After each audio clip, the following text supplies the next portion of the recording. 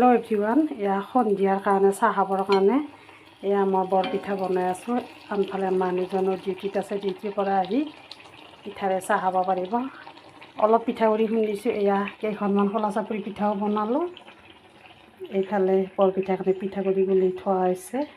এইবোৰ গৰম, বহুত গৰম হ'লেও মানে খাবলৈ মন গ'ল, বনাই দিলোঁ আৰু। এনেও মই পিঠা এইবিলাক বস্তু মই বনাই ভাল পাওঁ। মোৰ মানে গৰম ঠাণ্ডা বুলি কথা নাই, মোৰ মন গ'লে বনাওঁ। এইটো পিঠাক আপোনালোকে কি বুলি কয় ক'বচোন বাৰু। আমি এনে বৰপিঠা বুলিয়ে কওঁ। এইটো খাবলৈ ভাল পায়নে আপোনালোকে? এই পিঠাত জনাবচোন বাৰু কমেণ্ট কৰি। সেয়ে বোলো বেছি পিঠাগুড়ি খুন্দা নাই, অলপ খুন্দিছোঁ। সেয়ে বোলো বেছি এইকেইখনে হৈছে।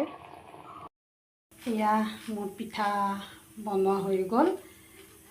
মানুহজনৰ ডিউটিৰ পৰা আহিব সময় হৈছে, আহিলে বোলো সন্ধিয়া চাহকাপ একেলগে খাওঁ। সেয়ে বোলো দেখুৱালোঁ পিঠাখিনি কেনেকুৱা হৈছে দেখিবলৈ ক'বচোন বাৰু।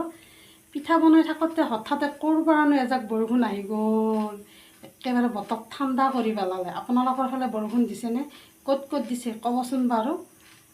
সেয়ে বোলো ঠিক আছে, মোৰ পিঠাকেইখন দেখুৱাই দিলোঁ আপোনালোককো। ভাল লাগিলে লাইক কমেণ্ট কৰি দিব।